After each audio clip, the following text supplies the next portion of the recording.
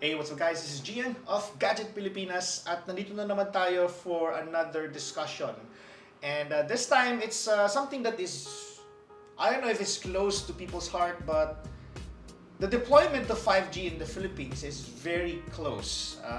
People say that it's going to be this second or third quarter of 2020. But earlier today, we went to PLDT's micro event where they showcased yung kanilang capabilities for 5G.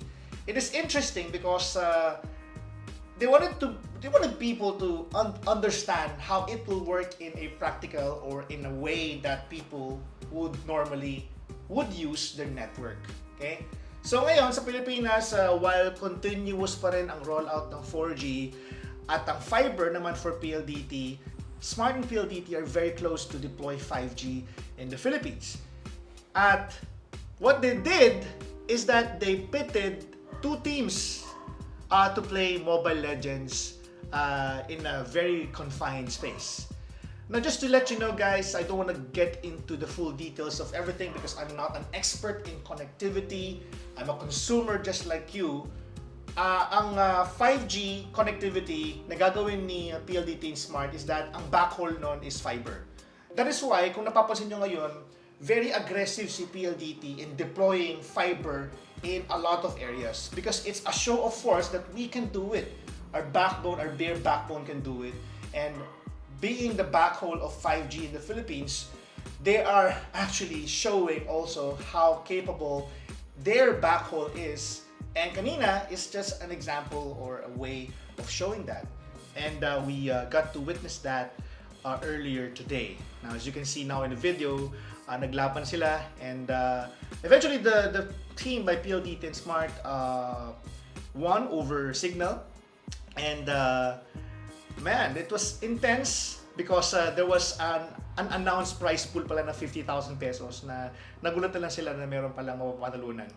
But then again, it's as a consumer, just like you, I am very surprised with it. At pinost natin yung ating speed test sa Facebook at Instagram natin kanina. And we're here to read some of your comments of the 5G speed on a 5G smartphone. And we're gonna answer your questions and comments right now. But just to show you guys, this is the video that we posted earlier. Yan, nakikita nyo ngayon sa inyong screen, maybe here on the side. Umabot siya ng about 600 at doon sa ginamit namin telepono, actually ang pinakamataas na abot niya is about 700 plus Mbps, no? And yung upload speed naman is slightly lower than that because it's, I don't know, it's not synchronous. That's something that we need to understand. And if you guys know how things work, no, I would gladly know. In the comment section down below, I would appreciate your explanation. No?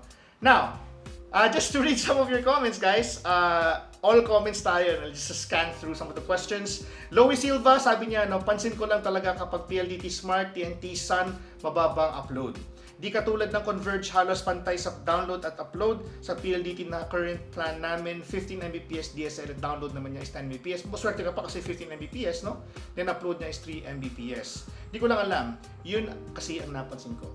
Pero okay yan. 5G, sabi ni Loie Silva. Thank you so much for your comment, Loie. I guess it's a matter of location as well. Isa yun sa mga bagay na kailangan tingnan. Especially kapag fixed wired connection ka pa. Like, as you mentioned, since Mbps mo ay 15 for a DSL connection. I don't know, siguro it's a matter of your location. Hindi naman lagi talaga pantay kapag wireless usually, no, ang upload and download, no. Usually it happens kapag synchronous yung fiber connectivity at you know, at home or at work. That's at least as far as I know. Sabi ni Kit Lawan, different speeds for show and for real. That would depend. No? I don't know what's gonna happen. I think it's a reality naman talaga. No? Reality would always be different from sometimes from a very contained deployment. Very contained yun kasi kakaunti lang. At yung radio na ginamit, for a 5G radio na ginamit is too small kasi that is only for that particular micro event. Now, next is ito, next naman, This is 4G speed on my phone. Sabi ni Percival Flores, umabot siya ng 89 Mbps. I think he is in Singapore. No? Sabi naman ni RJ Bolante, marketing strategy lang para ma-avail ng tao. Pero pag nagkapirma na ng kontrata at madami na nakakonect dyan, paiyakan na naman sa pagong na connection. May record na namang network na ganyang style, mas maigi, mas stabilized speed ng 4G any area. I for one would agree naman with the sana mas stabilize ang speed ng 4G, but that is actually also one of the issues by a lot of telcos, not just in the Philippines. We went to US a month ago, and ganoon din naman yung issue nila, no? There are times in some locations mabagal din. At may mga times na naman na sobrang bilis. No? I don't think consistency is really an issue, just like you and me. We all want to have consistent connection. At sana nga, ayoko namang manira sa lahat ng telcos or kahit sino man, o mapa PLDT o mapa Globe or Smart yan. We, as consumers, want to have good connection at home or outside home. Good ang ping at jitter, sabi ni James Alok. No lags ito, sabi niya. So, one of the core benefits of having 5G connectivity is latency. At isa yun sa mga dinisplay kanina doon sa game between the two teams. Latency, pinakamataas siguro is nasa 74 na nakita ko. 74 or I think 74 yung nakita ko pinakamataas. I could be wrong, but maybe during the 20 minutes baka umabot, lumampas ng 100. But man, it is still playable, no? Playable pa rin yun based on my understanding. But it could be better. No? It could be better. We're looking at, again, a connection that is still beta at this point, and that's something to wish, no, for the future.